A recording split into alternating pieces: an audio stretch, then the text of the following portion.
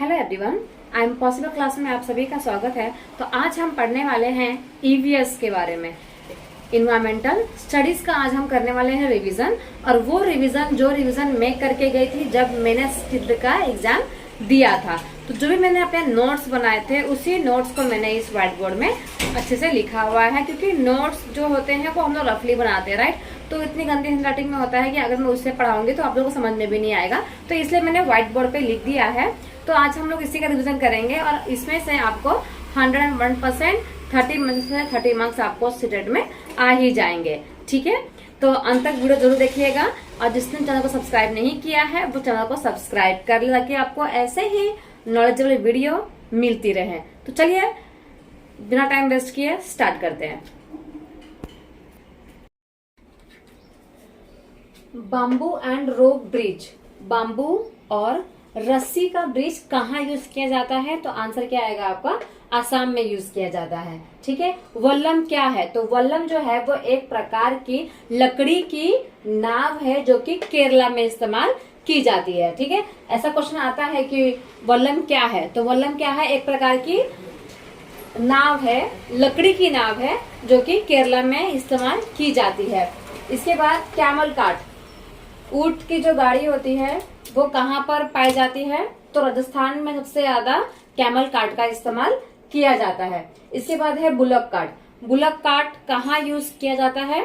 तो bullock cart का मतलब होता है बैलगाड़ी। तो बैलगाड़ी जो है वो विलेजेस इन प्लेन्स एरियाज में ये बुलक कार्ट का इस्तेमाल किया जाता है, ठीक है। जैसे कि यूपी, बिहार, झारखंड वाला जो प्लेन एरिया है वहां पर यूज किया जाता है।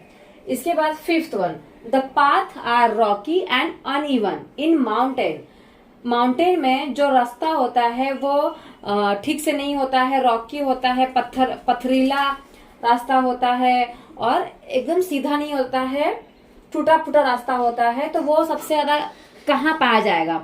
तो उत्तराखंड में पाया जाएगा, ठीक है। आई होप आपको इतना समझ में आ गया होगा।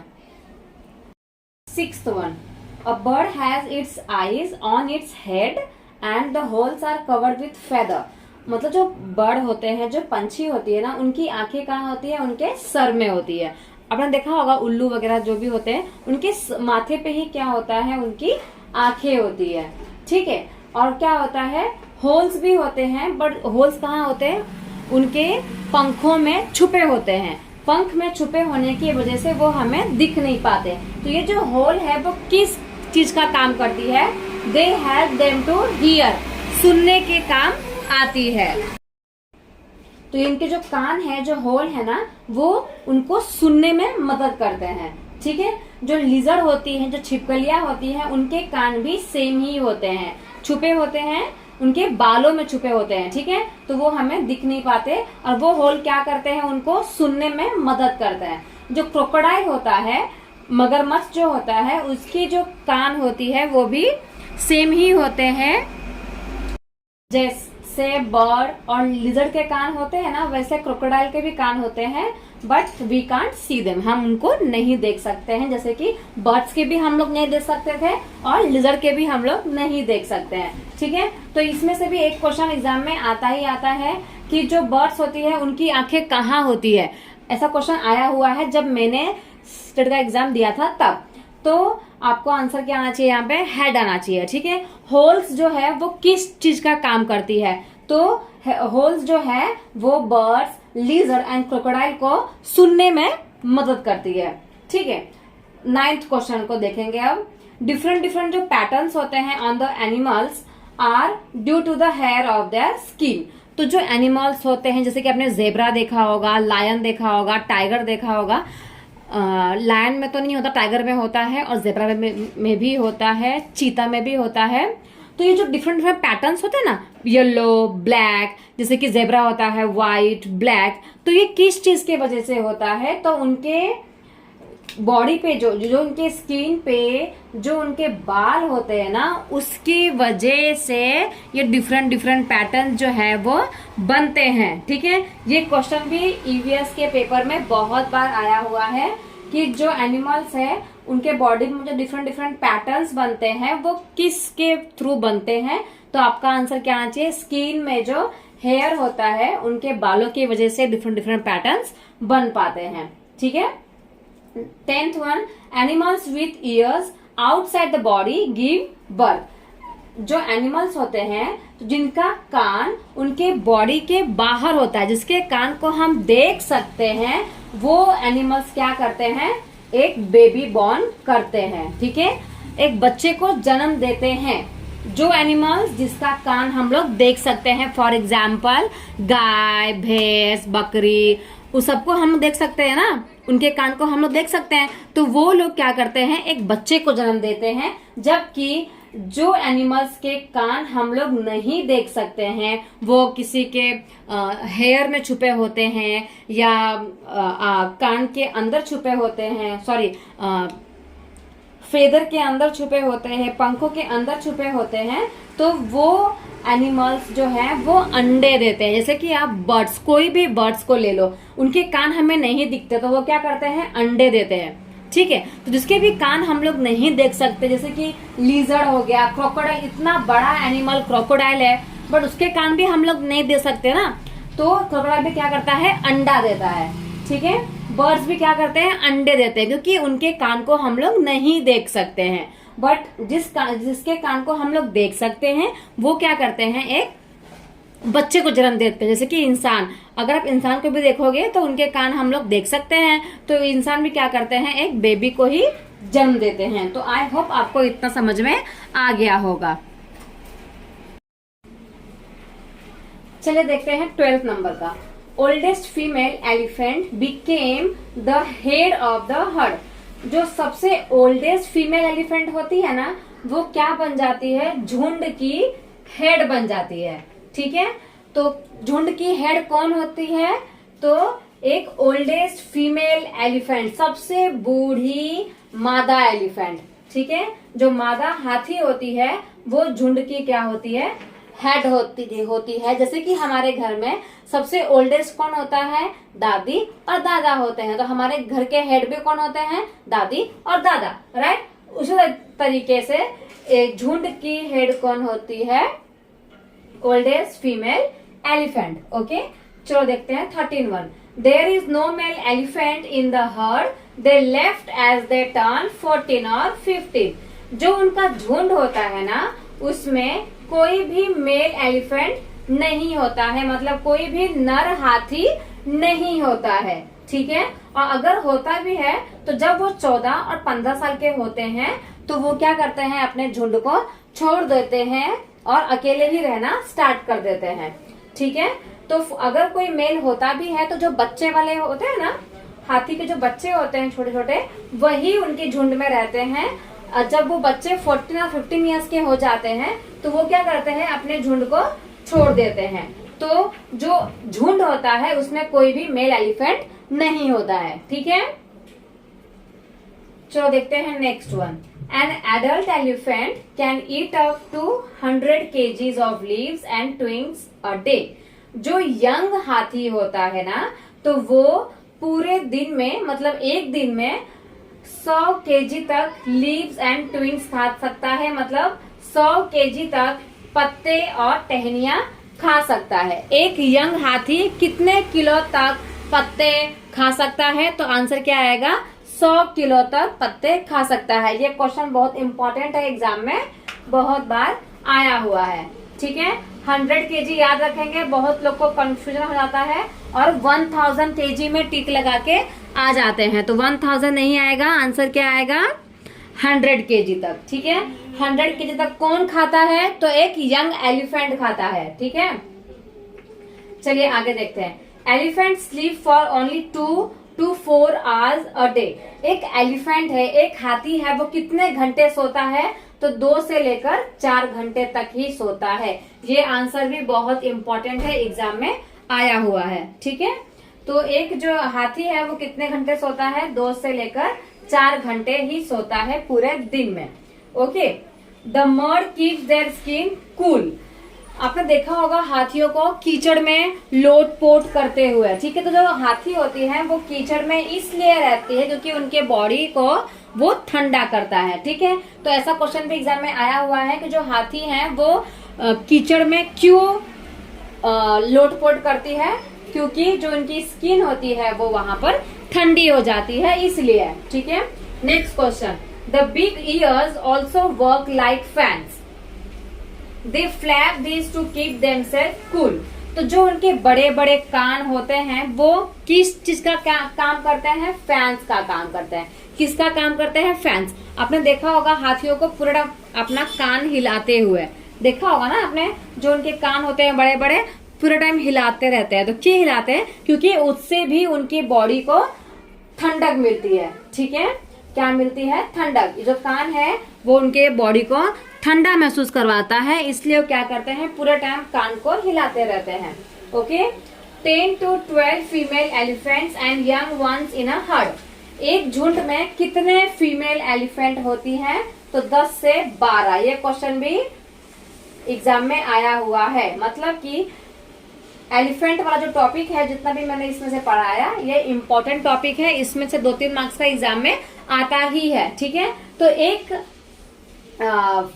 झुंड में कितने सारे फीमेल एलिफेंट होते हैं? तो 10 से 12 फीमेल एलिफेंट होते हैं और उनके बच्चे भी होते हैं। ठीक है, आई होप आपको ये हाथियों वाला टॉपिक समझ में आ गया होगा। बहुत इंपॉर्टेंट टॉपिक है, तो आप लोग ध्यान से ही कीजिएगा। चलिए नेक्स्ट देखते हैं।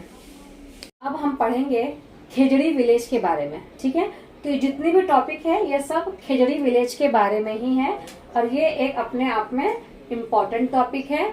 तो एक विलेज का नाम है। ठीक है, आप लोग सोचिएगा मत इसका मतलब क्या होता है। खिजड़ी एक गांव का नाम है, और वो गांव कहाँ पर है? जोधपुर में है। और जोधपुर कहाँ पर है? राजस्थान में। ठीक है, तो राजस्थान के जोधपुर में एक गांव है जिसका नाम है खेजड़ी। ठीक है, वहाँ की खासियत क्या है ना कि वहाँ पर 300 साल पहले घर बनाए गए थे, जो किसके बने हुए थे? वुड्स के बनाए गए थे, लकड़ी के बनाए गए थे। कितने साल पहले बनाए गए थे? 300 साल पहले घर बनाए गए थे, वो भी किसके बनाए गए थे? लकड़ी के। ओके, और वहाँ के जो बिश्नोई जो खिजड़ी विलेज है, यहाँ पे रहने वाले लोगों को क्या कहा जाता था? बिश्नोईज। ठीक है, बिश्नोईज कहा जाता था। जो भी लोग खिजड़ी विलेज में रहते थे, खिजड़ी गांव में रहते थे, तो वहाँ के लोगों को क्या कहा जाता था? बिश्नोई कहा जाता था। ठीक है, खिजड़ी क्या है? तो खिजड़ी जो है ना, ये नाम किस चीज के ऊपर से खिजड़ी विलेज नाम पड़ा? तो उस एरिया में, उस गांव में खिजड़ी नाम का एक ट्री जो है वो बहुत ज्यादा क्वांटिटी में ग्रो होता है। ठीक है, तो khejri tree can grow up without much water, और बहुत कम पानी में वो ग्रो हो जाता है। जैसे कि हम सब लोग जानते ही हैं कि राजस्थान में पानी इतना नहीं है, राइट। तो जो खिजड़ी ट्री है ना, उसको ग्रो होने के लिए, बड़ा होने के लिए ज्यादा पानी की जरूरत नहीं पड़ती है, इसलिए जो खिजड़ी ट्री है ना, सबसे ज्यादा वहीं पर ग्रो हुआ। ठीक है, इसलिए उस गांव का नाम क्या रखा गया? खिजड़ी विलेज रखा गया। जो खिजड़ी ट्री है ना, उसके ऊपर कोई भी इंसेक्ट्स नहीं लगते हैं। ये जो ट्री है वो कभी भी खराब नहीं होता है। जैसे कि आपने आम का पेड़ या तुलसी का ट्री देखा ही होगा, ठीक है, तुलसी का पौधा देखा ही होगा, तो उसमें क्या होता है ना, कभी कभी कीड़े लग जाते हैं, राइट। बट ये जो खिजड़ी ट्री है ना, उसमें कभी भी कीड़े नहीं लगते हैं। और खिजड़ी की छाल से ना मेडिसिन भी बनाया जाता है। ठीक है, दवाइयाँ बनाई जाती है। ये जो खिजड़ी ट्री है, ये जो पेड़ है खिजड़ी, वो बहुत ज्यादा लाभदायक है, इससे औषधि बनाई जाती है। ठीक है, तो ये जितनी भी इंफॉर्मेशन थी, ये खिजड़ी विलेज के बारे में इंफॉर्मेशन थी। और इसमें से क्या एग्जाम में आया है वो मैं आपको बताती हूँ। खिजड़ी ट्री से क्या बना जाता है? तो औषधि बनाई जाती है। ठीक है, ये आया हुआ है। और खिजड़ी विलेज जो है वो कहाँ पर है, ये भी क्वेश्चन आया हुआ है। तो आप लोग राजस्थान के जोधपुर में है। ठीक है, इसके बाद वहाँ के लोगों को क्या कहा जाता है? तो बिश्नोई कहा जाता है। ये क्वेश्चन भी आया हुआ है, तो आप लोग अपने ध्यान में रखेंगे और इसको अच्छे से याद करेंगे। ये सारे वही क्वेश्चन हैं जो मैं पढ़ती एग्जाम में गई थी, जिसके मैंने नोट्स बनाए हुए हैं, और सारा एनसीईआरटी का ही है, और ईवीएस में एनसीईआरटी का ही आता है। तो यही सारे क्वेश्चन जो है मैं आपको इस वीडियो में कराऊंगी। जितना हो सकता है उतना कराऊंगी, जितना नहीं हो पाएगा उसको हम लोग नेक्स्ट वीडियो में कवर करेंगे। ठीक है, तो ये जो है खिजड़ी वाला टॉपिक है। आप लोग क्या करें, स्क्रीनशॉट ले ले, या तो फिर आपको लिखना है तो आप लोग लिख भी सकते हैं। ओके, चलिए अब नेक्स्ट टॉपिक के बारे में चर्चा करते हैं। अब हम स्टोरी पढ़ने वाले हैं। तो ये भी स्टोरी कौन से गांव की है, एक गांव की स्टोरी है, बोचाचा विलेज। ठीक है, तो एक गांव का नाम है बोचाचा। ठीक है, ये गांव कहाँ पर है, तो मुजफ्फरपुर डिस्ट्रिक्ट में है, जो कि बिहार में है। ठीक है, तो बिहार में एक डिस्ट्रिक्ट है जिसका नाम है मुजफ्फरपुर, और मुजफ्फरपुर में एक गांव है बोचाचा। तो बोचाचा गांव की एक स्टोरी है। तो वहां पे किसकी बात हुई है, अमृता देवी बिश्नोई की बात हुई है उस स्टोरी में। ठीक है, तो अमृता देवी बिश्नोई जो है ना, वो क्या करती थी, मधुमक्खी पालन का काम करती थी। मधुमक्खी पालन का वो काम किया करती थी। ठीक है, तो इसमें से सिर्फ एक ही क्वेश्चन आता है, और ये क्वेश्चन ये है कि honey bees lays their eggs from October to November. मतलब कि जो हनी बी है, जो मधुमक्खियां हैं, वो अपने अंडे कौन से महीने में देती है। तो जो मधुमक्खियां हैं वो अपने अंडे अक्टूबर से लेकर नवंबर तक के महीने में देती हैं। अक्टूबर टू नवंबर के महीने में अपने अंडे को देती है। ठीक है, तो ये क्वेश्चन आया हुआ है एग्जाम में कि जो हनी बी है वो कौन से मंथ में अपने अंडे देती है। तो आंसर क्या आएगा, October to November. Okay, I hope आपको समझ में आ गया होगा। चलिए अब आगे देखते हैं। नेक्स्ट क्वेश्चन है, उसी टॉपिक से रिलेटेड है, मधुमक्खी से। तो every bee hives has one queen bee that lays eggs.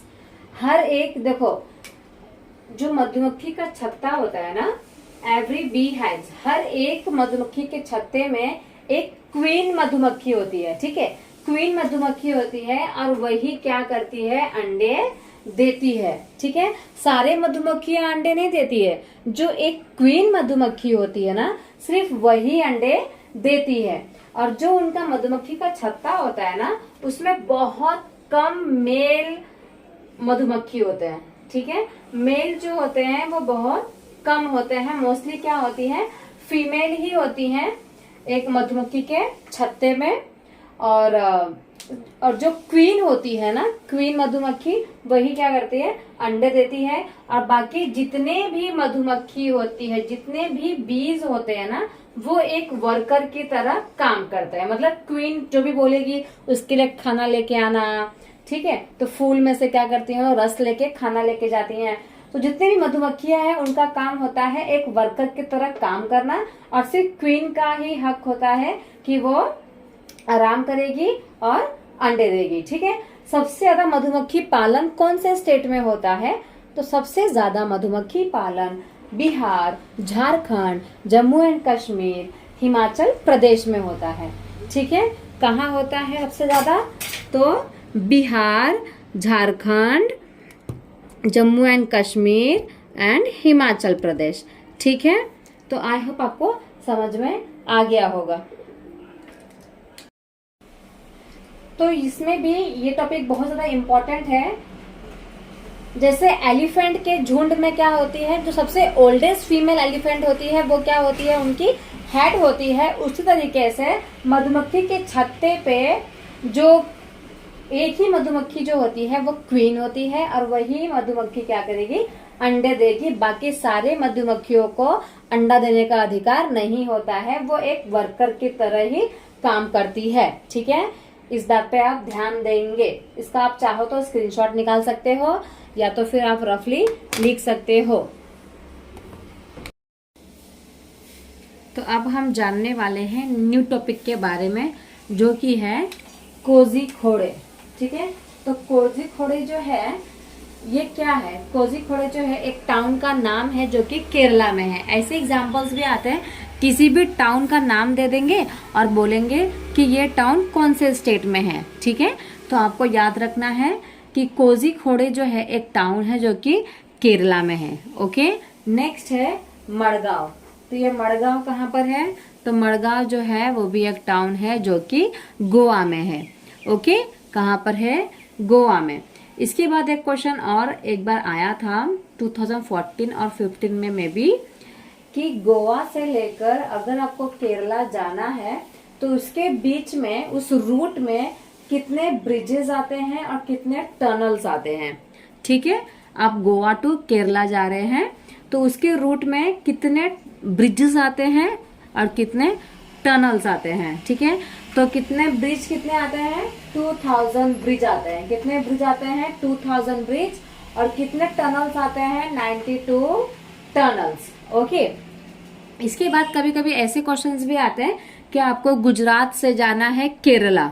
ठीक है, क्या आता है क्वेश्चन, आपको गुजरात से केरला जाना है तो उसके बीच में कौन से स्टेट आते हैं। ठीक है, जैसे कि आप देख सकते हैं, तो ट्रेन जो है कौन से स्टेट को क्रॉस करेगी, महाराष्ट्र, गोवा एंड कर्नाटका। ठीक है, ये 3 स्टेट को क्रॉस करेगी तो आपका केरला जो है वो आ जाएगा। तो ऐसे क्वेश्चंस भी एग्जाम्स में आते हैं, तो आपको मैप जो है वो बहुत अच्छे से पढ़ना पड़ेगा। ठीक है, मैप की प्रैक्टिस बहुत अच्छे से करिए, जितना हो सके उतने मैप की प्रैक्टिस करिए। सारे स्टेट्स को याद कर लीजिए कि सारे स्टेट्स कहाँ कहाँ पर है।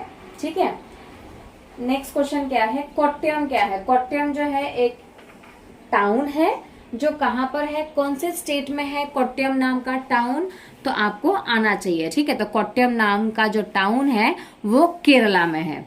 तो ऐसे क्वेश्चंस भी आते हैं, किसी भी टाउन का नाम दे देगा और बोलेगा कि बताओ कौन से स्टेट में है। तो आई होप आपको इतना समझ में आ गया होगा। जो भी इस वीडियो को देख रहे हैं अभी तक चैनल को सब्सक्राइब नहीं किया है तो चैनल को सब्सक्राइब कर दे, ताकि आपको ऐसे ही वीडियोस जो है वो मिलती रहें।